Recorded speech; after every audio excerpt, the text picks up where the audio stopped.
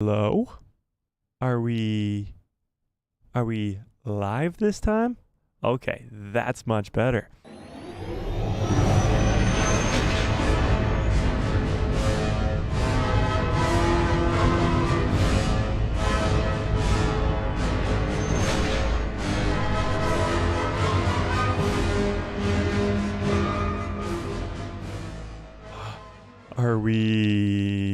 Are we live for real this time?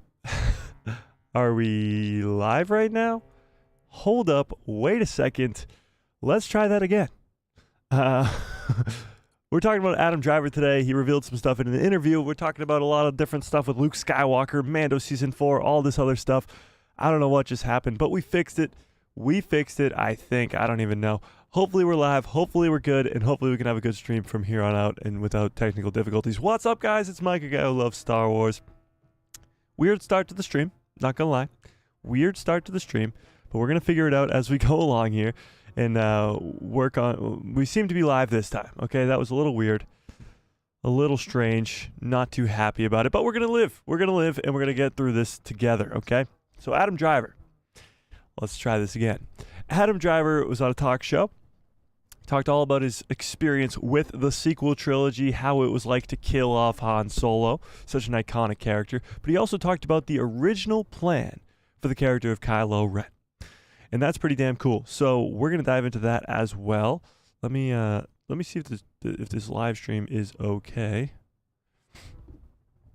Let's see. It seems to be running smoothly on my end. What about over here? Maybe, possibly, I don't know. I don't know. We'll figure that out, I guess, at a later date. Let's see. What about on the Twitter? Nope, but that's okay. Okay. Looks like Twitter is not going too hot. Delete. Delete. Whatever. We'll live. Okay. So, how we doing today, chat? Hang on, let me pull up the chat so I can see what you guys are talking about. We're going to talk about all this stuff. Adam Driver kind of blowing people's minds right now with all these interviews that he's been doing lately. So we're going to talk about all of it. We got some news about The Mandalorian, too. We've been talking about whether or not it's going to be a movie or a show. We've been negotiating in the chat whether or not we want it to be a movie or a show. The newest update seems to point towards show, but there still is the off chance that this could be a movie. So, we're going to dive into this Adam Driver news first, then we'll do some Mando news, then we'll do some crazy news about Luke Skywalker in the comics lately and what's going on with that, because he might have just entered the world between worlds. There's some crazy stuff going on. But smash a like on this video and let's get into all of this. How we doing, Jeffrey? How we doing, Jay? How we doing, Joe? Hope you guys are all doing good. A bunch of J's in the chat. Okay. So, let's start with the poll. Why not? Is it not going to let me do a poll? Oh, okay. We fixed it. I fixed it. All right, let's do it.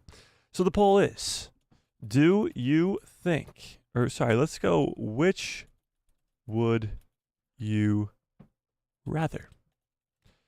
So the interview we're going to talk about, Adam Driver is talking about how the original plan for Kylo Ren was for him to stay on the dark side.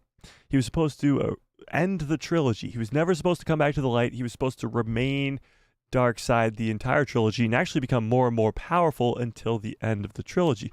Of course, plans change, and we're going to break it down why it changed. But I'm going to ask you guys, which would you rather, okay? Whoops. Which would you rather? Kylo stays dark side. Stay dark side. Or Ben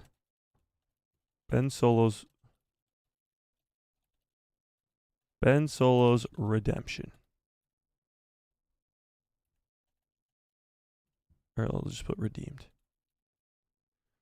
Ben Solo redeemed. What do we think? You tell me. Hal, what's up, Hal? How we doing? All right, let's dive into this first article as you guys do that poll. Let's do this. So this is coming from Variety. This is coming from The Variety. And let's break this one down first. Boom. Okay, perfect. Adam Driver says, Kylo Ren original Star Wars arc got overhauled. He was supposed to be the most committed to the dark side by the end of the trilogy. That's, of course, not what happened. So, Adam Driver revealed on the Rich Ensign show, I don't know how to pronounce his last name, that his arc as Kylo Ren in Star Wars completely changed from its original plan over the course of the 3 films, The Force Awakens in 2015, Last Jedi in 2017, and The Rise of Skywalker in 2019. According to the actor, Kylo Ren was never supposed to soften up and be redeemed as Ben Solo. In fact, the original plan for the character was apparently just the opposite of that. Kylo Ren was supposed to become more evil during the trilogy, not a conflicted anti-hero. So a lot of fans loved the redemption arc of Kylo Ren. It's many fans' favorite character in the sequel trilogy is Kylo Ren. So it'll be interesting to see what you guys think about this, because I want to know if you would have rather Kylo Ren stayed dark side and maybe died fully dark side, or maybe even survived the sequel trilogy. I don't know. I'm assuming he was going to die either way, if he was redeemed and sacrificed himself, or if he died just as an evil man. J.J. Abrams walked me through, so this is the quote that we're going to watch. We're going to watch the video, but this is the quote. J.J. Abrams walked me through what he wanted to do with the character, but you had signed up to be like, I'm going to do it. And once I did that, I went to London to star for pre-production. Driver remembered about accepting the role. It was like, there's a tiny room down the hall, and you're going to go read this script. Actually, we won't read these quotes because we're about to watch this video. So let's watch the video instead. But let's finish this article first. Kylo Ren was far from the only character in the trilogy to deviate from his or her original plan. Daisy Ridley revealed back in 2020 that her character Rey started out as having a connection to none other than Obi-Wan Kenobi before she ended up not having any connection to the pre-existing character in The Last Jedi. That was retconned in The Rise of Skywalker when Rey was revealed to be a descendant of Emperor Palpatine. Of course, we know that for sure. But what's even more interesting about that is she was supposed to be Obi-Wan Kenobi. And that's kind of why probably in The Force Awakens, when she touches Anakin's lightsaber at Maz Kanata's castle, she hears Obi-Wan. And Obi-Wan says, Rey, these are your first steps. Driver is currently making the press rounds in support of his leading turn in Michael Mann's Ferrari movie in theaters December 25th from Neon. Watch Driver's full... we'll watch some of this. We won't watch the full thing because we don't want to get copy struck, you know? Actually, I think it's... Let me pull it up on YouTube. I think it's a shorter version of this on the tube. YouTube. Adam Driver. All right. Yeah, here we go. Oh, wait, no, it's still the whole damn thing. Oh, no, here it is. All right. Found it. Okay. Found it. All right, so here's where he talks about Star Wars. Let's watch this. Full screen. In New York to drive around or to get your license in a bus is... Reading The Last Jedi. I love it. Ferrari. You went to a place called Ferrari for that. All right, 2 more, Adam Driver. True or false? You turned down an invitation from Mark Hamill to hang out while shooting The Last Jedi because you didn't want to break character of Kylo Ren. False. I'm so glad you're asking me about that. I will skip totally that because it's false. He just was busy. Whatever. In character. I love Mark. I was not gonna my God, turn down a dinner with Mark to talk about character. That would be crazy. Okay, so I'm glad we're clearing that. Oh yeah. What's up, Cole? What's up, Friggins? How we doing? Is there anything else? Oh yeah, maybe. All right. We'll see well, here's another one. True or false? You took home your costume and lightsaber from The Last Jedi when you filmed when you finished filming. True, that's true. I have all that. Is that next to the Air Jordans? No, different. I have like an office, and Okay. with all this, similar to. Imagine just having a life-size Kylo Ren costume and lightsaber in your house. That'd be pretty sick. What you have here, I have all. I steal stuff from movies. Whoa, language. I don't And then blame I you. go and I pray to myself. No, okay, very good. Very good. Was it an immediate yes when you were offered for Kylo Ren? No.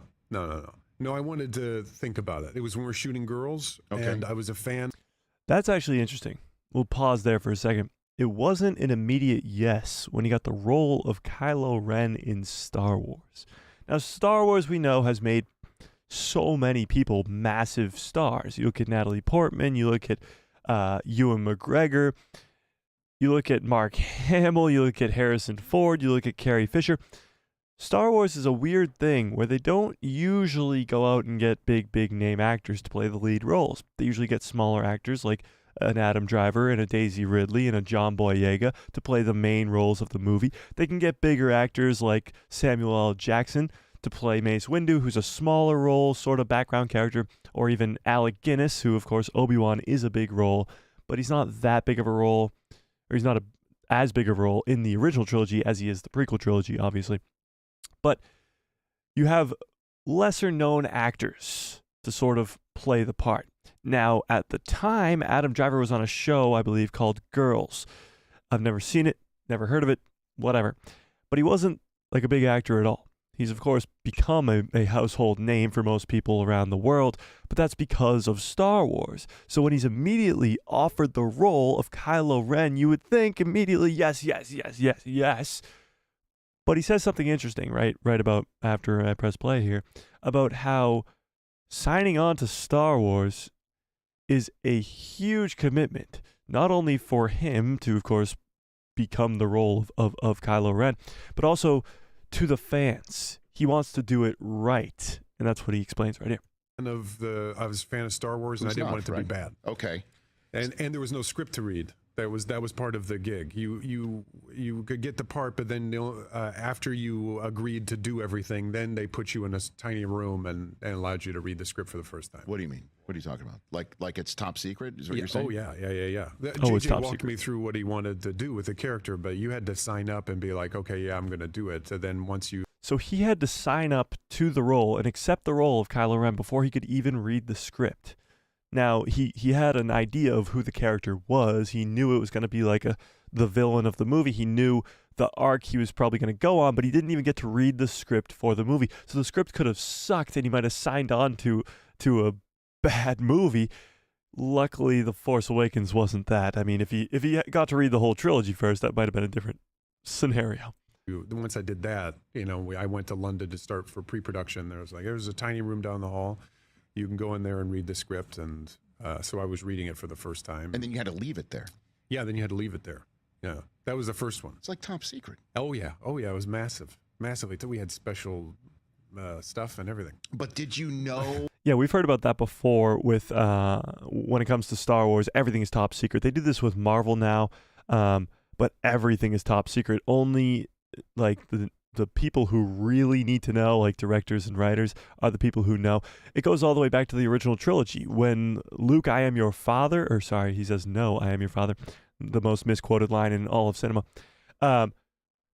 Vader being Luke's father was only known by a handful of people. Those people were George Lucas, the director, who I'm completely blanking on his name. Somebody help me out in the chat. Who directed Empire? It was the hell's his name? I don't know. Somebody tell me in the chat. But it was the director, George Lucas. Mark Hamill was told that day on set, or the day before on set, and James Earl Jones, who eventually, after the fact, voiced it over. The guy in the mask, he was saying, Obi-Wan killed your father. That's what everybody around the set heard. Obi-Wan killed your father. That's what the line was supposed to be. And that's just not how it went around. Kirshner. Thank you, Anthony Kirshner. Yes. Kirshner directed Empire. So he knew, George Lucas knew, and Mark Hamill knew. But almost nobody else did. So Star Wars has always been known for keeping those tight-lipped secrets, but when it came to the sequel trilogy, they definitely didn't want that to get out. They didn't want anything to get revealed. They wanted everything to be a secret. They wanted Luke's reveal to be a secret at the end. They wanted where the state of the galaxy, everything needed to be a secret, and that's why they keep everything so secretive. It's the same thing now with The Mandalorian and all these other shows and everything. Everything's a secret. When Luke Skywalker came back in The Mandalorian Season 2, half the actors who are even in the same scene with Luke Skywalker, like Katie Sackhoff, I believe, has spoken out about this, she wasn't there with Luke. Like, they're not, only the necessary pieces are in the room at the same time so that nothing gets leaked out.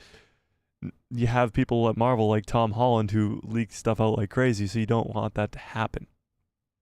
Oh, did you know that at least you're playing Vader 2.0? Like, at least did you know that as conceptually? So this is where he goes into the original plan for Kylo Ren's character. Yeah. And I had an overall arc that in mind that he wanted to do, which, you know, then changed. But his idea was that almost the opposite journey of Vader, where Vader starts the most confident, the most, committed to the dark side. And by, the last movie, he's the most vulnerable and weak. And he wanted to start at the opposite, where this character was the most confused and vulnerable. And by the end of the 3 movies would be most committed to the dark side. So that was the original plan. That was what was pitched to Adam Driver as the character of Kylo Ren. The opposite of Vader. Vader starts out in A New Hope as this very evil dude. He's at his most evil, let's say. And throughout the course of the original trilogy, as you find out that he's Luke's father, and Luke reaches out to him and tries to turn him, and then he eventually redeems himself, sacrifices himself, and saves the day in Return of the Jedi. He is the Jedi who returns. JJ pitched to Adam Driver that Kylo Ren would be the exact opposite of that. He would start out where Vader ends as the conflicted, dark side wielding, very split-minded person.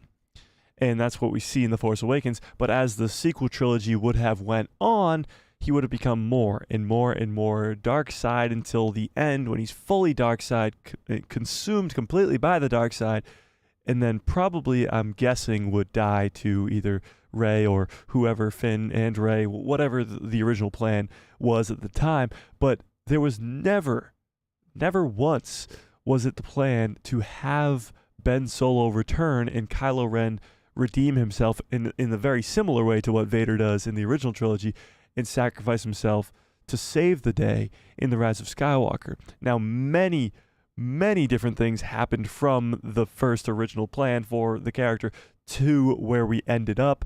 I mean, you have Rian Johnson in The Last Jedi, which completely took a different turn, and then J.J. Abrams had to come back in and change the whole plan again. So you have 2 massive changes in the plan that not only messed up Kylo Ren's character arc, but many others with Finn and Rey and all of them. But it's very, very interesting that the original pitch for the idea of Kylo Ren was to become a very, very evil character and remain evil in the end of the whole story. Now, I want to know what you guys think. Would this have been better? Would this have been worse? Would you rather this than what we received in the sequel trilogy? Or did you like Ben Solo's redemption arc? Because there's a few things that I really do enjoy about the sequel trilogy, although there is a million and one flaws. One of the biggest things is Kylo Ren's arc. It's one of the best things of the whole sequel trilogy is his arc, from being that conflicted guy in The Force Awakens, then going into The Last Jedi, killing Snoke, and then, of course, going into The Rise of Skywalker, finding out he's the dyad of the Force with Rey and all that, and finally coming back to the light because of his mom and his dad and Luke, and just having a really good redemption story. Let's be honest, if there's one character arc that's really good in the sequels, it's Kylo Ren. Everybody else can pretty much take a walk, but it's Kylo Ren. Let's finish this off, and then I'll see what you guys are saying in the chat. I tried to keep that arc in mind, regardless if that wound up not being the journey anyway, because it changed obviously as we were shooting. Yeah, right. Right, but I was still kind of focused on that. When did it change? Well, with Ryan, he took it into a different direction, but still, it kind of still tracked with the character. Then the last one, it changed into being, about them and the dyad and things like that. And then again, so you So he said Ryan took over and took it in a little bit different direction, but it kind of remained the same. And then when JJ came back, he had to fix all the stuff from the Last Jedi, and then came the dyad and Palpatine, and the whole sort of thing had to change. So originally, Rise of Skywalker, the main villain would have been Kylo. Even if The Last Jedi happened the way that it did and he kills Snoke, he still would have remained the villain as the supreme leader if Palpatine wasn't there. They bring back Palpatine, and now Kylo goes on the redemption arc, sacrifices himself to save the day, all that stuff. So if Palpatine wasn't brought back, if the somehow Palpatine returns didn't happen, Kylo would have been the main villain of that movie and become fully dark side. Absolutely fully dark side. And probably die. I'm guessing die. So either way, he dies. Technically, either way, he ends up dead. So there's no real happy ending for Kylo, I guess, to say the least. But either way, he dies, and that's kind of even more interesting. So would you rather him die a good guy or a bad guy? I mean, I guess, or not at all. But the rest of the interview, they go into other stuff. But we're going to sit on this topic for now. Let me close that out. What do we think? Kylo remains a good guy? I mean, a bad guy? Or goes on the redemption arc that we eventually saw in the sequel trilogy? Fixed it. All right, let me scroll up so I can catch up on all your chats. Let's see. Hal, what's up? Hal, how we doing? Jeffrey Snow says, you did the poll last time for a movie or a show, and the show won by a bit, and someone said they wanted a movie, so here we are. Well, Jeffrey, yeah, we'll talk about the Mando movie, whether it's a show or a movie, in just a minute after we get over this Adam Driver stuff, but yeah, it seems like it's leaning more to the show, but I still kind of want it to be a movie. Pal Joe says, I would rather see a redemption arc, especially how the last movie ended. So you would have rather the redemption arc? I think I'm there with you. I think I would have rather had Ben Solo be redeemed by the end of Rise of Skywalker. I think.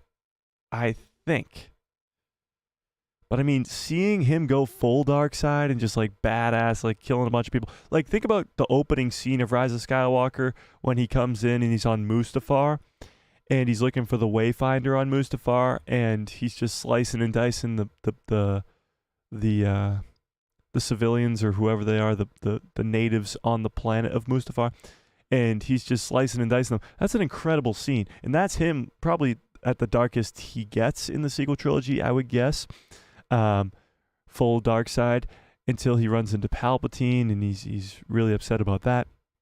It's pretty badass. So I wouldn't have mind seeing Kylo go full dark side and stay there. Friggins, what's up? John Groom, what's up? Says, it's just more evidence that they really had no concrete vision for the sequel trilogy. Oh, yeah, 100%. They really had... Well, actually, honestly, it does mean that there was a vision. They just didn't stick to that vision.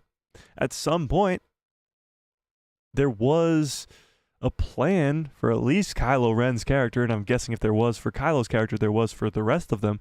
There was a plan. There was a plan to actually do something.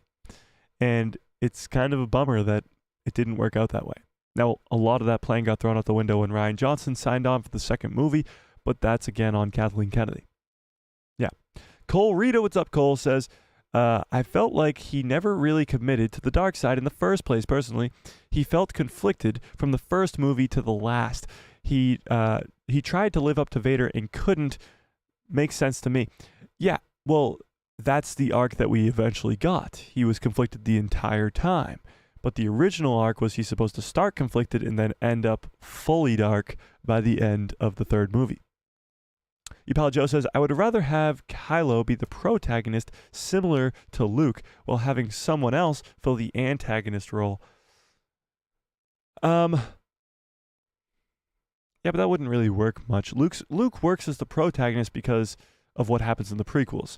His mom dies and his dad turns into the most evil person on the planet, and then he has to go live with his uncle on Tatooine and become a reluctant hero in 19 years.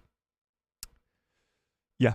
Friggin says, him being redeemed wasn't the problem for me. What pissed me off was that they killed him along with the entire Skywalker bloodline. That's true. I think since they redeemed his character at the end, they shouldn't have killed him off. There was no reason to kill him at the end of that movie, except just to have that character die. There was literally no reason at all. He could have brought Rey back to life like he does at the end of that movie, and then they both could have remained alive. There's no reason at all that he had to die in that instance. He came back to the light. He's redeemed. Him and Rey can go make a new Jedi Order together instead of now fans are like, imagine if the whole conversation wasn't, oh, this is a Rey movie where Rey is creating the new Jedi Order. What if this was a Rey and Ben Solo are creating the new Jedi Order? It's a completely different conversation because people really like the character of Ben Solo and people really dislike the character of Rey. They put themselves in this hole. Cole says, and his moment with his dad was the only true great scene in The Rise of Skywalker for me. That is a great scene. It's a fantastic scene. Him and Harrison are really good in that scene for sure. Andrew, what's up, Andrew? How we doing? Anthony says, well, Mike, the truth is I wanted Kylo Ren / Ben Solo to be redeemed. Poetry. However, it would have been novel to see a character go full dark side since that was the plan. Yeah, it would have been something new. That's what you're saying. It would have been something new. However, the poetry of the redeemed is, of course, his grandfather, who he wanted to be like so badly. He eventually was like him when he became redeemed. Andrew says, if you don't mind me asking, are you from DC Alliance? Oh, your pal Joe? I don't even know what that is. I don't either. Anthony says, I absolutely agree. Killing off the entire Skywalker family was unforgivable. The worst part is Kathleen Kennedy gave the title of Skywalker to Rey Palpatine. Yeah, it was kind of like a punch in the face. Honestly, they killed off the last Skywalker with Ben Solo, and then they gave the name to Rey. A little strange. Just a little bit strange. Anthony says, I bet that Jon Favreau and Dave Filoni would never force an actor to agree to work on a Star Wars project with no script/intel on the proceedings of the character and story. Well, it's not like he came in completely blind. He was told about the arc that his character was supposed to go on. He was told that he was supposed to be like a Vader 2.0, and he was told a lot of stuff about the character. He just wasn't able to read the script, which makes sense. They didn't want it to leak out, especially if he didn't want the role. It makes sense. It does make sense. Yeah. The scary part is Kathleen and co. during 2013 probably didn't have a set plan for what the sequel trilogy would be. Meanwhile, Filoni and Favreau knew that Luke, Ahsoka, etc. would appear. Yes. Well, obviously, I think John and Dave have a better plan. Here's the thing. Disney learned a shit ton. They learned a ton from what happened with the sequel trilogy. They really learned a lot. They learned that they can't just go in with no plan. That's for sure. And everything since then, at least it seems like, from afar, it seems like has been a little bit better planned out. Now, maybe that's because of Dave Filoni's promotion and him being involved in the whole Mandoverse, or maybe that's because they've learned their lesson from the sequel trilogy. It remains to be seen. However, The Mandalorian has been planned from the start, or the Mandoverse, I should say, and there has been some setbacks, the firing of Gina Carano, the cancellation of Rangers of the New Republic. There's been some setbacks, but there has been a plan from the beginning. And the plan from the beginning was to tell this story of what happens with the characters from Rebels. And it was also to bring back Thrawn as heir to the Empire. This was all something that's been being planned out from the beginning. It's being set up in The Mandalorian Season 1 with the remnant of the Empire, mentions of Moff Gideon and all these different Imperial warlords out in the Outer Rim, really reminiscent of the Heir to the Empire novel Legends trilogy. And goes into Season 2 where we're introduced to Ahsoka and Boba Fett, and then it goes right into Season 3 where it specifically mentions Grand Admiral Thrawn and all these other things. It's very well connected, it's very well put together, and it's leading into something very great. Hopefully a trilogy, if not at least one big movie. So maybe they learned their lessons from the sequels, and maybe the sequels sort of had to happen. Of course, they didn't have to happen. They could have been planned from the beginning. But maybe they had to happen for Disney to learn their lesson and give Dave Filoni the reins and give him this promotion. Yeah. Friggin says, and they kept Luke's appearance from Kathleen Kennedy, which is hilarious. I think Kathleen Kennedy knew about Luke's appearance in Mando Season 2, no? I'm not too sure about that. Supposedly, Kathleen is the only one who did know. No one else at the company except for Pablo Hidalgo / the story group knew, hence why he criticized Star Wars Theory for crying over Luke. I don't really know what you're saying in that. No one else in the company knew. Pablo Hidalgo did know, hence why he criticized Star Wars Theory for crying over Luke. Yeah, that whole situation was fucked up. But huge shout out to Star Wars Theory for making his latest video. If any of you guys, give me a 1 into the chat if you saw Theory's latest video from yesterday, where he did the entire video on my page on Instagram and gave me a huge shout out. It was very, very nice of him. Again, he's a good guy for sure. He's probably the reason that we're all here. He's the guy who kind of started this whole damn thing of Star Wars YouTubers, let's just say. I'm sure many of you watched him or have watched him in the past, and he's very nice about it. I hit him up in the DMs. I was very thankful for what he did, and he was very nice about it. Appreciate him. Your pal Joe says, each sequel movie feels like it was done by a different production company. The story feels so broken. Well, that's because it was. That's because it pretty much was. It was done by the same company, but it was done by completely different creatives. So you have JJ who comes in with this plan for Kylo to be evil by the end of it. Then you have Ryan come in with a completely different plan. And then you come in with a completely different plan in the third movie from the same guy from the first movie, but he has to fix everything from the second movie. You know? So it's like this, that. It's a whole freaking reckless train going on over there. Friggin says, oh well, I wanted to believe that rumor because it's juicy. Yeah, I didn't think that didn't really make much sense. Anthony says, that's because it was a free-for-all, though Colin Trevorrow was thrown out of the game since he wanted his story to make sense. Yeah, so Colin Trevorrow made a Duel of the Fates script, which you can find for episode 9, and it's a lot better than the episode 9 we got, in my personal opinion. The story would have been no Palpatine. Actually, Palpatine technically would have been in it as a hologram or holocron or a hologram for a second, but that would have been it.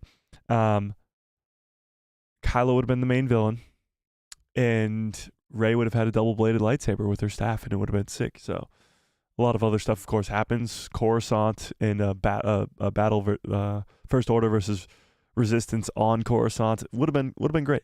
Would have been great. Hal says, I think good guy. I think good guy was the way to go. Having Kylo turn back to the light probably was the way to go, but it was never the initial plan.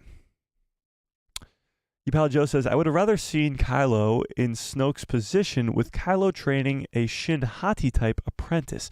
Ooh, that would have been cool. If Kylo was like already the master at the beginning of Force Awakens, that would have been cool. Yeah. John Groom says, Plagueis always said he never considered a fallen Jedi a Sith. He said a Sith is something you are from birth. It's something entrenched in your soul.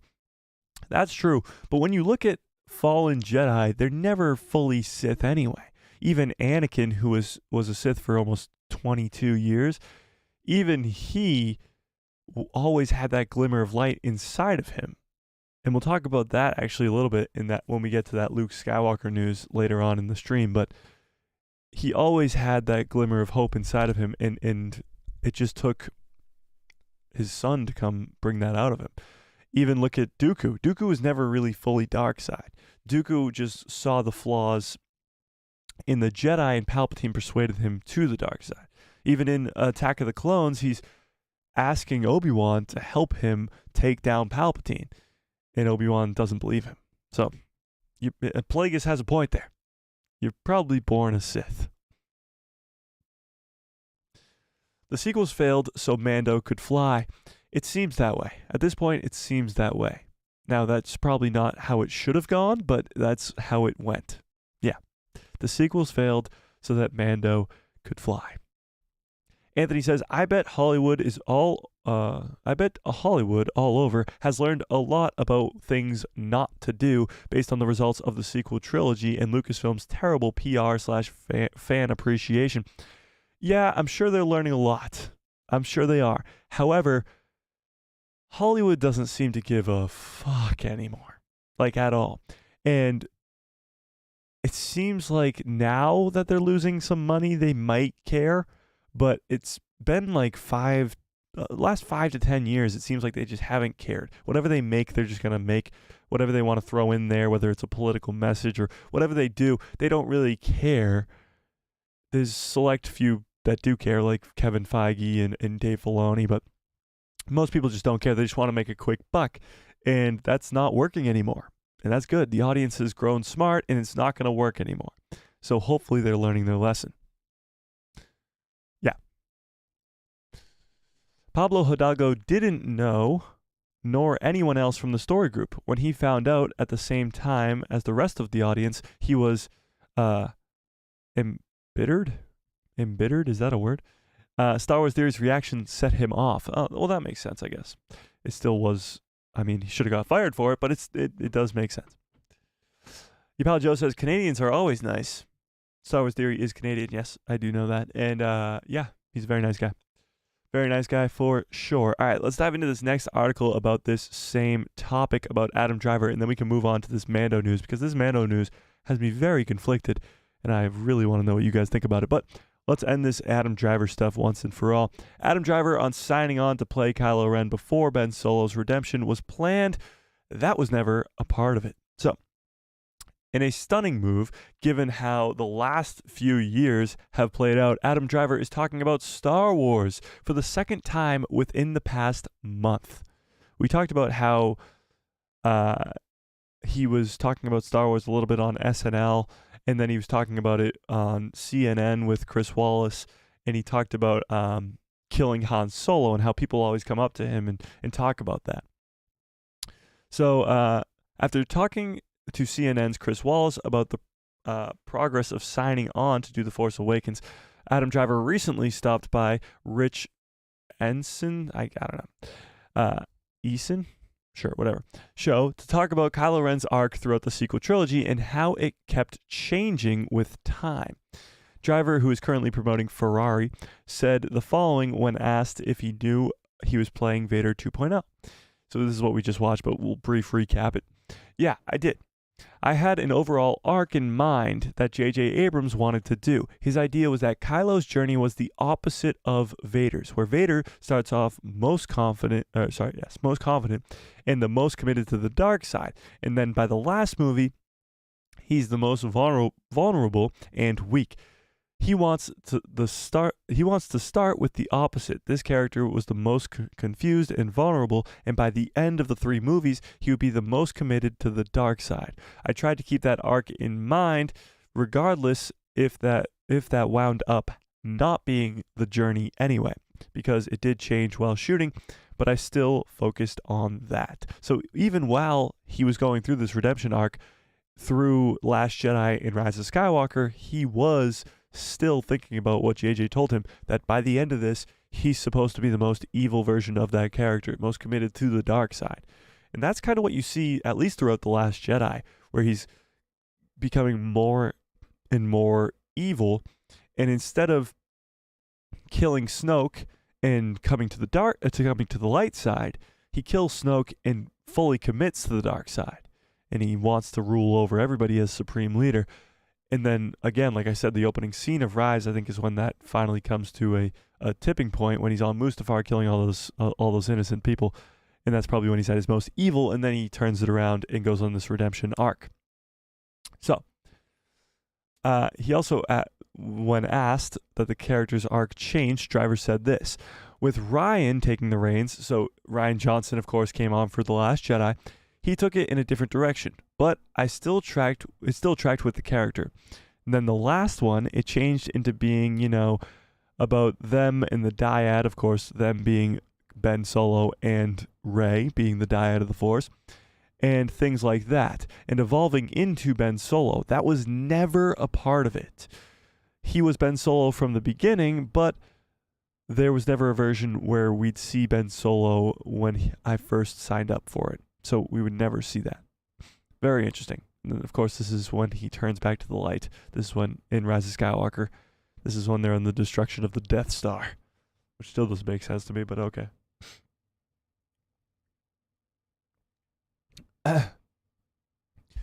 Driver's comments are really not that surprising, though. They are worth listening to because of how thoughtful he is about everything he does. Driver was first approached to play the main villain in the sequel trilogy around the end of 2013 or the start of 2014. At the time, J.J. Abrams and Lawrence Kasdan had been writing Michael Arndt's script for episode 7 for a few months, but the studio had scrapped Arndt's overall's treatment of the sequel trilogy. In an effort to meet the 2015 release date Disney had set for the film, they decided to take it one film at a time and let Rian Johnson figure out what to do with episode 8 on his own. So that's kind of where shit hit the fan immediately after they had one guy, or at least a few people, writing the whole trilogy and trying to plan it out. And then they fired that one guy and said, we're going to take it one film at a time because we got a release date to fit into. And that's kind of where shit hit the fan. And everything kind of went wrong. And who knows? Maybe if Michael stayed around and didn't get fired, we could have had a well thought out sequel trilogy. I really don't know. It's kind of the biggest what if of all time when it comes to Star Wars, and it has nothing to do with Star Wars characters at all. It has to do with the behind the scenes of what if the sequel trilogy was planned from the beginning by one guy or a handful of people. If it was J.J., Lawrence, and Michael, the three of them coming up with a trilogy, I would be okay with that. It would at least be a full-on story. Even if the story wasn't as good as, say, the prequels or the original trilogy, at least it would be a cohesive story with characters that go on arcs. Instead, they took it one at a time and let Ryan do what he wanted in the next one, and we got screwed. Then we get to this Colin Trevorrow stuff, so this is pretty interesting too. Colin Trevorrow was signed later to do episode 9, back when there wasn't a fully laid out plan, but there were currently seeds for one. The Duel of the Fates script that leaked into the internet after Rise of Skywalker came out did not feature Ben Solo at all. And by the time of The Last Jedi filming in 2016, that was the plan for the trilogy, for Kylo Ren to go further down the dark side path. Lucasfilm later changed their minds, and they did so even before Rian Johnson's movie came out. Trevorrow was let go, and J.J. Abrams took over episode 9, co-writing with Chris Terrio. So they just said, no, we want Kylo to turn to the light side. We're going to get rid of Colin and his whole plan for that third movie, and we're going to do our own thing. And bring back Palpatine.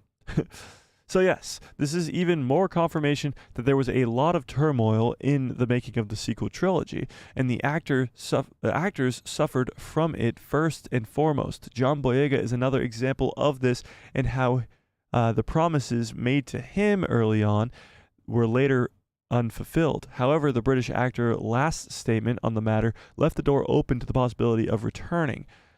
something that seems a lot less likely for Adam Driver. So the reason that Adam Driver is less likely to return is that his character is dead. Now, John Boyega recently, in his more recent comments, seemed more open to a return to Finn. That would be a very tough task to do because of how mistreated his character was in the sequel trilogy. But I'm actually kind of interested in what you guys think about this. A possible return of Adam Driver to Star Wars. Now, we've talked about this vaguely in the past, but he's been talking about Star Wars a whole lot lately. Over the last couple months, he's talked about it on SNL, he's talked about it in an interview with CNN, and now this most recent one a few days ago on this talk show where he's talking about Star Wars. Now, of course, he was in Star Wars, so he's always going to be asked questions about Star Wars. The only difference here is that possibly the next Star Wars movie is going to be the Rey movie, and that will contain or be in the time period where Ben Solo could make an appearance. Now, whether that's a Force ghost or back from the dead, that remains to be seen. But Adam Driver on a return to Star Wars. First of all, would you guys want Adam Driver to come back to Star Wars and play Ben Solo again? And second of all, how? Would his character come back to life? Would it be a prequel? Would it be a Force ghost appearance? How would you want Kylo's return? Because honestly, I think if you're going to do a Rey movie, a lot of fans are going to completely neglect it if Adam's not involved, whether that's a Force ghost or however, literally in any sort of way. There's no real reason for his body to disappear at the end of episode 9 and him not become a Force ghost, or there not be at least another explanation for his body disappearing and a possible return. I mean, nobody's ever truly gone in Star Wars, but I got to know what you guys think. Let me pull up the chat so I can see. I'm not even looking at the chat. Ian says, I must admit, I don't know how Kylo could come back from killing his dad. That's a good point, Ian, but he does hesitate. The biggest thing with the death of Han Solo in The Force Awakens is when he says, I know what I have to do, but I don't know if I have the strength to do it. And Han helps him do it. Han helps him kill himself so that he can maybe possibly go back to the light. It's a sacrifice play almost. John Groom says, did say that I have loved to see the Mando trilogy in the cinema, but there is something to be said for a week-to-week series. Absolutely love the anticipation and discussion that we have in between episodes. Yeah, for me personally, just because of my selfishness of having this channel, I would love to see more Mando stuff as TV shows, because week in and week out, we can do all these different prediction streams, we can do videos, breakdowns, all this stuff, and it's a lot more content for me to do, which is fun, but it's also a lot more views I get and all that stuff. It's selfish by me. Personally, just out of the business mind, I would have way rather see a Mando trilogy. It would only give us 3 movies. It would be less content technically, but it would be something more exciting and hyped up to go see in the movie theaters and have the ability to go do. Although Disney Plus is cool, there's nothing better than watching Star Wars on the big screen, for sure. Friggin says, I have zero interest in anything that involves the sequel trilogy time period at all. Friggins, I'm sure you're not the only one. However, when does the sequel time period begin for you in your head? Because let's be honest, there's been some sequel connections in the Mandoverse, and there will continue to be. Project Necromancer being mentioned, of course, and the cloning facility on Navarro, where we saw something that kind of looked like Snoke in one of the Bacta tanks, and we heard Snoke's theme. There's been some sequel connections for sure, and I'm sure there'll be more. So when does that sequel time period begin for you, friggins? Anthony says, my interest in virtually all 4 major characters in the sequel trilogy is almost gone. Ben/Kylo wasn't a Lucas creation, so he's irrelevant to me. Finn has some hope, and Rey, nope. I think Finn probably has the most hope. Kylo, of course, being dead is kind of a bummer, because he was my favorite character from the sequel trilogy. Rey, I still feel like could go on some arc that would please me for sure in this movie. I don't know if it's gonna happen, but I think it could. I hope Finn gets what he deserves. The redemption arc he really needs. That would be nice. Joe says, maybe we will see Ben Solo when Luke starts to rebuild the Jedi Temple near the end of the Mando movie. Yeah, but that would be a young Ben Solo, and it wouldn't be Adam Driver. So that would be a tough task to do. It would be a way younger kid. He'd be like 10 or something like that. So that wouldn't be Adam Driver coming back to the role. Dr. Ratty Ross, what's up, says, and how he later creates the Knights of Ren. I would love to see Ben Solo's fall to the dark side. The Knights of Ren, though, existed before Kylo. The Knights of Ren, he just takes over. He becomes the leader of the Knights of Ren after he kills the old leader. But yeah, the Knights of Ren existed before. I'd love to see more Knights of Ren. If the Knights of Ren got involved in the Mandoverse, I would be all for that. I'd be all for that. Whew, give me some good action with the Knights of Ren. That would be amazing. Because the Knights of Ren had a previous leader. I'll show you. The Knights of Ren before Kylo.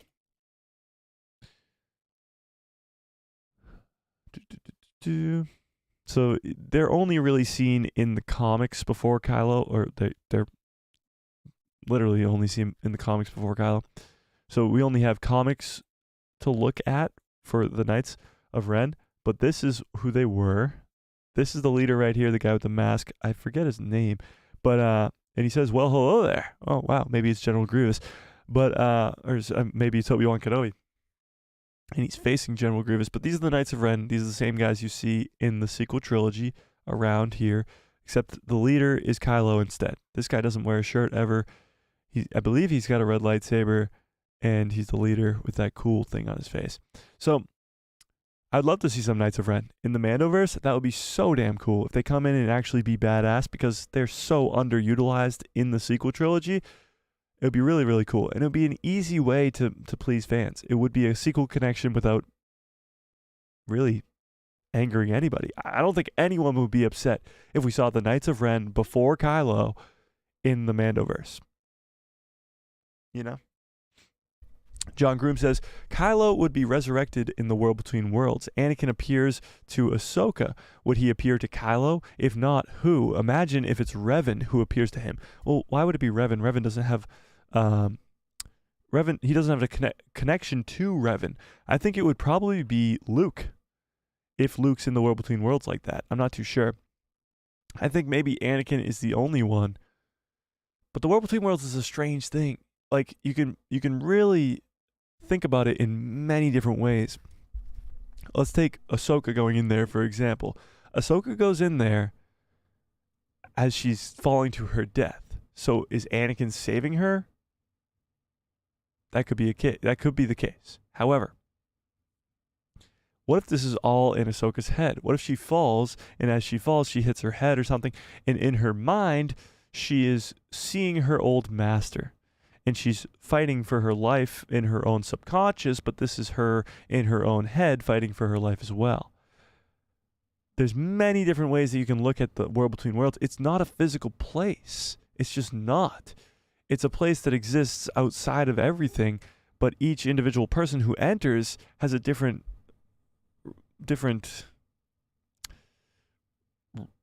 realization of what it is. It's not really anything. When Ezra goes in there, there's a bunch of entranceways. He is looking for an answer, and the answer that he finds is Ahsoka Tano. Little does he know that answer is the girl who's going to come save him 20 years later. Or not 20 years, but you know what I mean. You know what I mean. Friggin says, Knights of Ren, what a disappointment. They were a disappointment, for sure. 100%. But they could be fixed. Like in The Rise of Skywalker, they were a huge disappointment. They just stood there and did nothing. They tried to fight Ben at the end, and it was dumb. But they could have been cool. And I think they still could be cool if they get more screen time in the Mandoverse. For sure.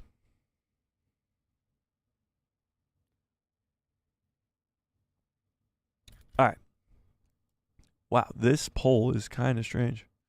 Captain Phasma, also a disappointment. That's true. Captain Phasma was a disappointment. She is very similar to, like,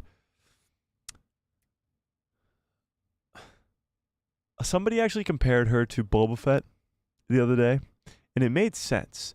Boba Fett in the original trilogy does almost nothing. He's very little screen time.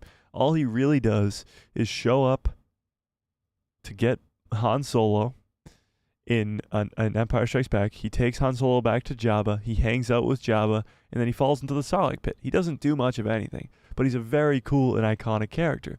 Phasma is almost the exact opposite, but the same at the exact same time. She has very similar little screen time. She doesn't do much at all, and she dies in her second appearance. However, the fan acceptance of that character versus Boba Fett is completely different. Yeah. Anthony says, question, are the Knights of Ren in any way affiliated with the Sith acolytes / prophets? The fact that Vader met them but didn't vanquish them confuses me. Would Lucas agree? I don't know if Lucas would agree, but yes, Vader has met the Knights of Ren. It is a little strange. I don't know what they really entail. The Knights of Ren are a mystery, and that's why I wouldn't mind them being explored a little bit more, you know?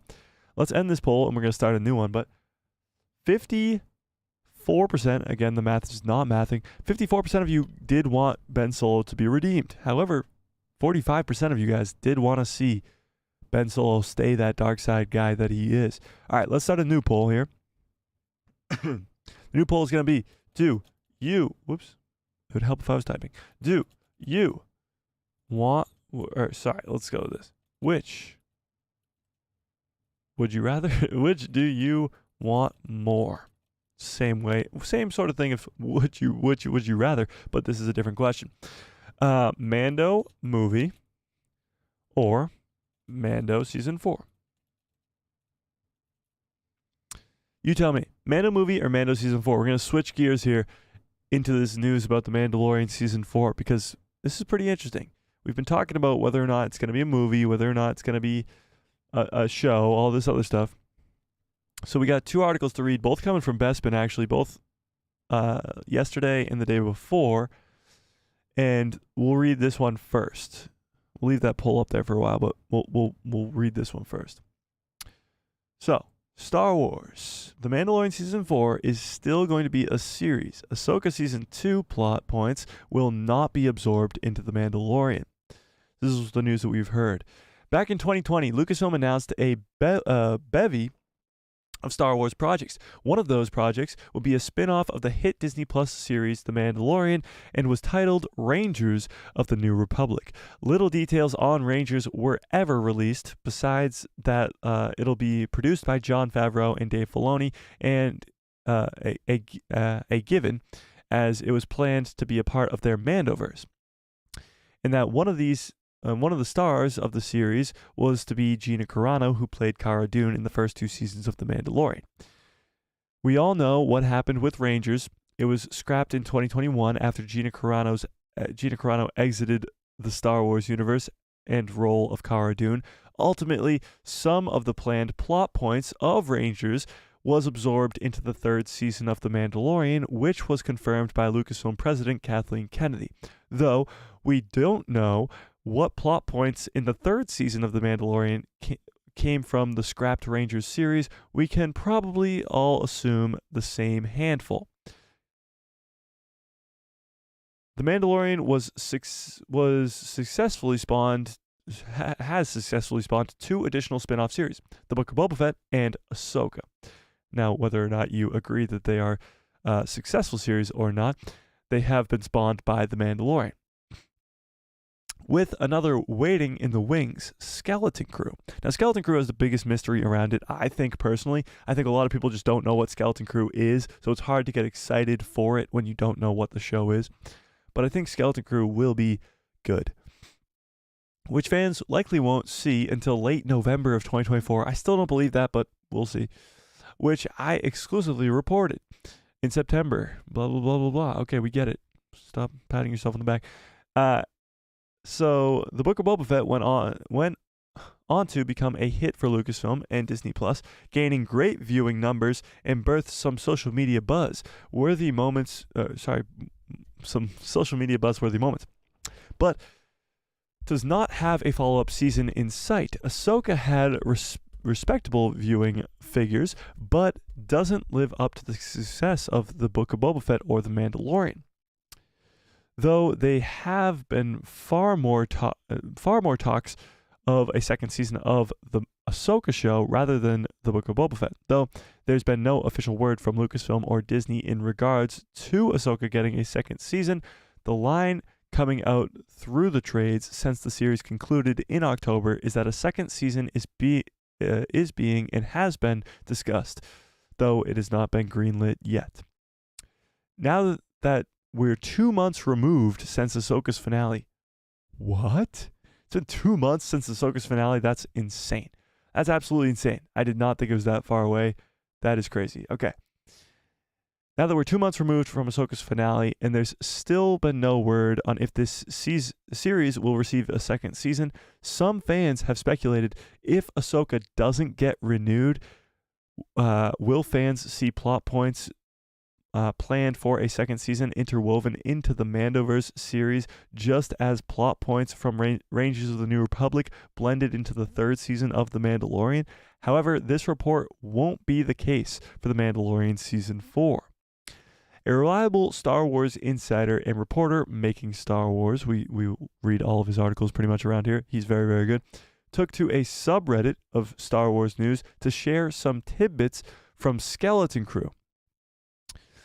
BMX speed bikes, walkie-talkies, and a name of 2 characters, and opted to include a tidbit relating to the 4th season of The Mandalorian. Making Star Wars shared that a singular source of his connected to the next season of The Mandalorian informed him that there were no plans for planned plot points for Ahsoka Season 2 to be absorbed into the 4th season of The Mandalorian. Aimed worries amongst some fans that Ahsoka wouldn't receive a second season as one hasn't yet been announced. So, before we keep reading here, that's very interesting. Ahsoka Season 2 has yet to be announced. However, it's been confirmed by a very reliable source, let's say, that Season 4 of Mando won't absorb any sort of arcs from Ahsoka Season 2. Now, that doesn't confirm that Ahsoka Season 2 is happening or not, but it does confirm that Mando Season 4 will be its own story. It won't be like Mando Season 3, where it absorbed a lot of the Rangers of the New Republic story to set up the New Republic. Because what happened with Mando Season 3 kind of sort of needed to happen. I mean, when you look at the Ahsoka show, setting up the New Republic, we haven't seen much of anything when it comes to the New Republic. Everything that happens in The Mandalorian's first 2 seasons happens in the Outer Rim. Everything that really happens in Ahsoka happens in a different galaxy or in the Outer Rim. And everything that happens in the Book of Boba Fett happens in the Outer Rim. So we haven't seen much of anything when it comes to the New Republic or Coruscant or anything along those lines. So it seems kind of necessary that we get that whole episode on Coruscant in Mando Season 3. We get a bunch of stuff on Coruscant in Ahsoka. We really have to set up what the New Republic looks like so that when Thrawn comes in and obliterates them, it makes sense, you know? So, as we're referring to The Mandalorian's Season 4 as a season and not a film, it was said by Making Star Wars yesterday during a live stream of his podcast that he is hearing from his sources that The Mandalorian Season 4 is still planned as a season of TV and is not being transformed into a movie as reported by Jeff Snyder on Friday. So, 2 very reliable sources saying 2 very different things. One saying movie, one saying series. Now, it's kind of a who do we believe type situation until Disney tells us, because Jeff Snyder is an incredible source. Jason over at Making Star Wars is an incredible source, but the 2 are saying completely different things. Mando Season 4 is remaining a series, and Mando Season 4 is being turned into a movie. So it's kind of a who do we believe type situation. Honestly, I still am on the Mando movie bandwagon because I want it to be turned into a trilogy. I want that to happen. I need that to happen. I just want to have a trilogy in between the originals and the sequels so that fans will not only be more pleased, but we also get that time period more developed. So, I still don't know, but let's keep reading. I was planning to include an article I had planned to release this week that I had heard from my sources, separate from the ones tied to making Star Wars, that Season 4 of Mando is not a movie, and that it is currently moving forward as a TV series. So again, Bespin Bulletin now is also hearing that it is not a movie and is moving forward as a series instead. On Friday, Jeff Snyder, who has been a reliable source with Star Wars information in the past, reported that he's been hearing from a Disney source that The Mandalorian Season 4 was being transformed into a movie. However, how the turntables have turned, Snyder said he previously shot down that idea earlier in the summer when Making Star Wars reported that Disney was considering the idea. So here's how crazy this is. At the beginning of the summer, Making Star Wars says The Mandalorian Season 4 might be being turned into a movie. And Jeff Snyder over here says, no, it's not. Fast forward 6 months, literally only 6 months, in the how the turntables. Now you got Making Star Wars saying, nope, it's still a show, and Jeff Snyder saying, nope, it's a movie. So it's really going back and forth, and it's kind of a game of who do we believe more. Now, we're going to go to Bespin Bulletin's second article where they give their input in what they have heard about The Mandalorian Season 4 continuing to be a series. So this is what Bespin heard from their sources. So that article is from 2 days ago. This article is from yesterday. Hang on. And while you guys are so thoroughly entertained by me reading this article, can I get some good cups full of orders in the chat, please? Whew. All right. The 4th season of The Mandalorian was due to begin filming in late September of this year at Manhattan Beach Studio, California. However, filming was delayed indefinitely due to both the writer's strike and the actor's strike. Now that both strikes have been resolved, Lucasfilm are busy with pre-production on the series once again. As hinted at by one of Din Djarin's actors, Brandon Wayne, we talked about this. Brandon Wayne posted on Instagram and said, good to be back, whatever. A couple weeks ago when he said that the 4th season was geared up for filming, I said in an article and on podcasts recently that filming would begin in the earlier part of next year. And now I've heard from multiple sources as well. So we'll skip their little paragraph there. According to the last two sources, The Mandalorian Season 4 is gearing up, or at least two sources, Mandalorian Season 4 is gearing up to start filming sometime in February of the upcoming year. So in a few months here, literally 2 months away. It could be very late January, that would only be 1 month away, but February seems more realistic from what I've been hearing from for a number of weeks.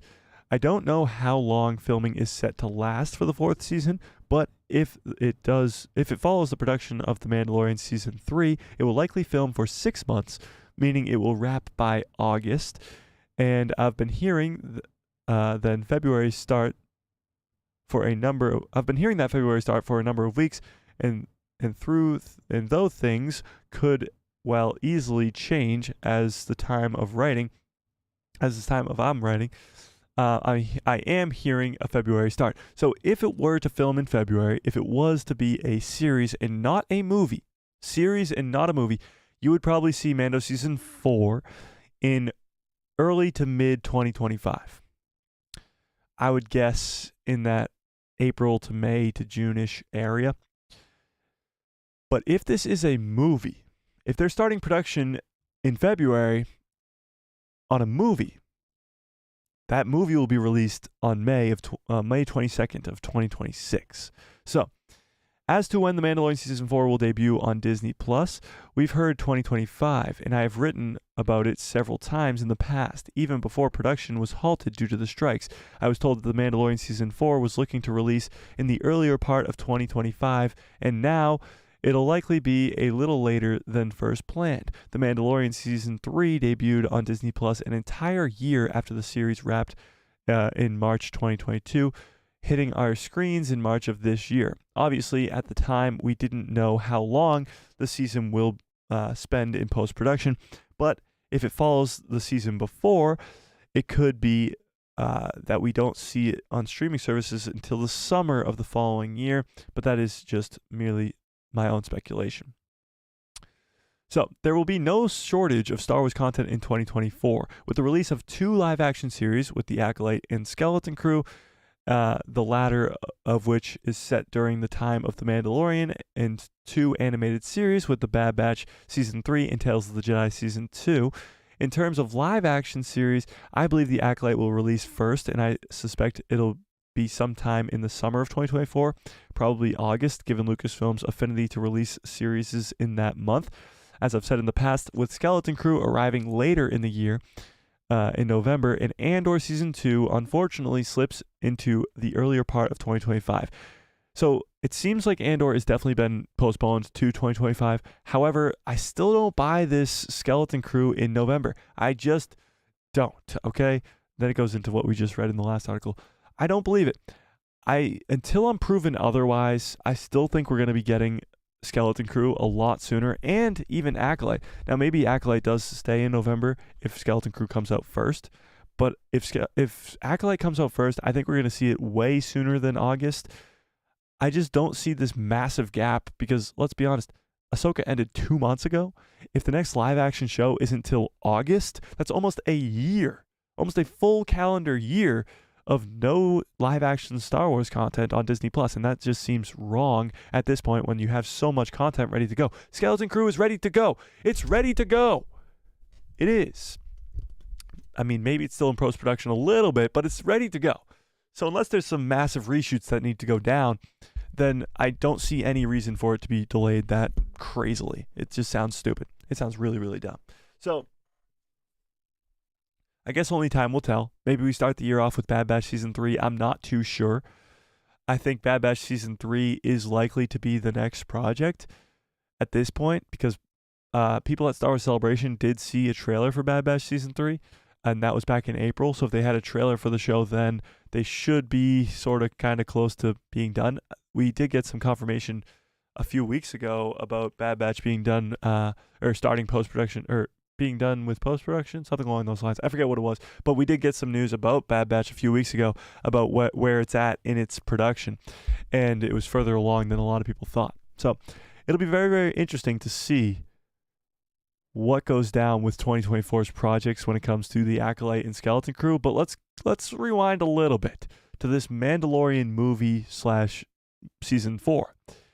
With all that being said, with Jason Ward from Making Star Wars and Bespin Bulletin saying that they've heard from their sources that Season 4 is going to be Season 4 and it's going to continue to be a show and not a movie, and it's going to begin filming actually in February. And on the other side of things, you have Jeffrey Snyder, who's an incredible source, on the Hot Mic podcast, literally just last week, I believe, saying that he has heard from his sources, from the same freaking company, that Mando has been turned into a movie. What do you think? What do we think? Where's this poll at, by the way? Right now, 71% of you are saying movie. This is crazy because it's kind of, we don't know. We really don't. And the logical thing, I feel, is to keep it a show. It's been a show. It should continue to be a show. But the ballsy thing, and I think the thing that would be more successful, is if they turned it into a movie and started off a new trilogy in the Mandoverse with a Mando movie. But what do you think? What do you think? Movie, show, and why? Ian says, I'd rather have a movie. I think I would too.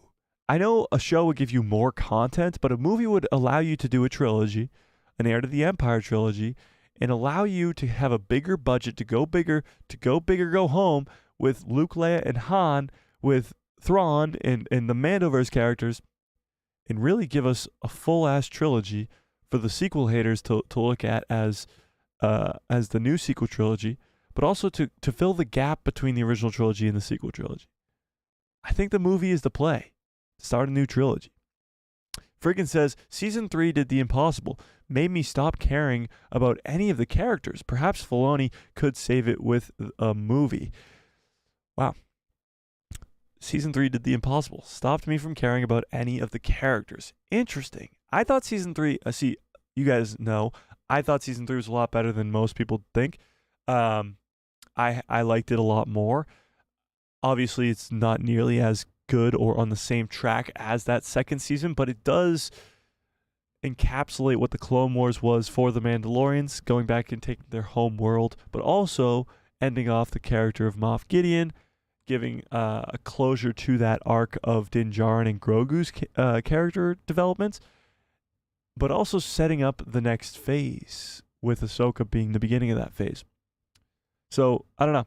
It seems like the end of Season 3 was a good ending for that 3-season arc that Din and Grogu went on together. So starting a Season 4 as another TV series and not a movie, I feel like you're in the perfect position to transition this into a movie. The perfect time. You've already sort of ended that arc in the 3 seasons of a show. Now you can perfectly just go right into a movie. But I don't know. We'll see. Chris, what's up? Chris says, do you think that the Mandoverse movie will have Luke Skywalker, Mark Hamill in it, and Supreme Leader Snoke clone of Grand Admiral Thrawn, probably? Well, Supreme Leader Snoke clone of Grand Admiral Thrawn. He won't be a clone of Grand Admiral Thrawn, but at some point Snoke's got to show up. At some point he's got to show up, and maybe it's not anytime soon, but there's still like 20 to 25 years until the sequel trilogy, so they got some time. But I don't think he'll be a clone of Thrawn.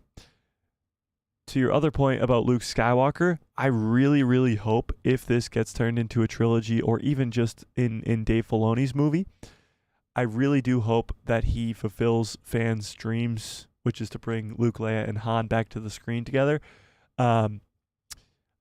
We've seen Luke Skywalker so many times now in The Mandalorian Season 2 and Book of Boba Fett that's not seeing him in the movie would kind of be weird, honestly. I think seeing him is a likely scenario. So yes, and Mark Hamill would come back to do the voice, for sure. Yeah, like he does in the Book of Boba Fett. 100%. Yeah. All right, I think we're going to have to actually save the Luke Skywalker World Between Worlds with Anakin Skywalker news until Saturday's stream. I know it's a very intriguing topic, but we're going to have to save that until the next stream. I do have to get on out of here very shortly.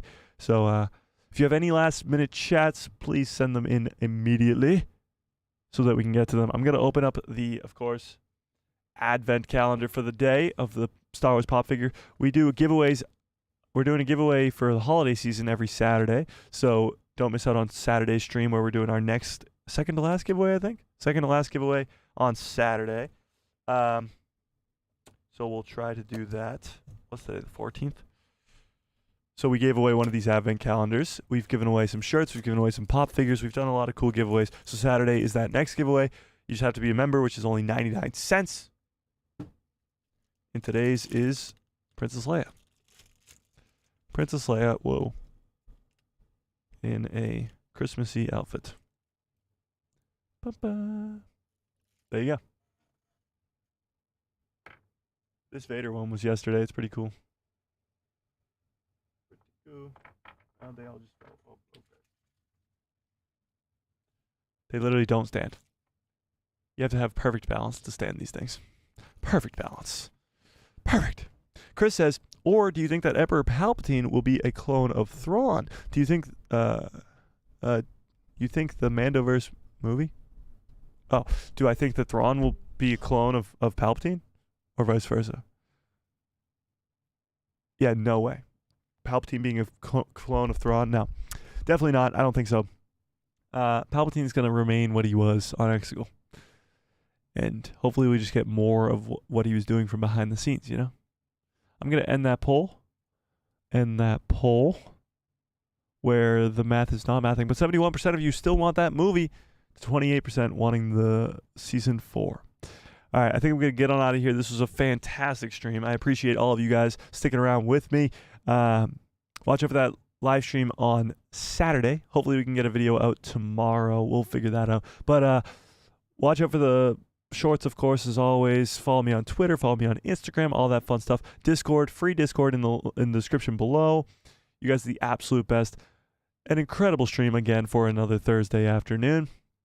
Smash a freaking like on this video if you liked it. Hit subscribe and hit that bell so you get notified every time I post a video in my pretty face. We'll show up in the recommended feed of yours. And may the force be with you. Always, always, always, always, always. Where's that stupid button?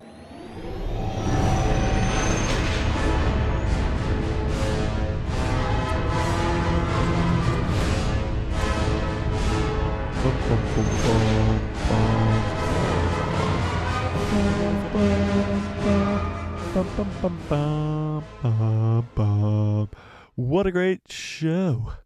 You guys are the absolute best. What a great stream. What a great show. I hope you have a great rest of your evening and a great rest of your lives. And good night, everybody.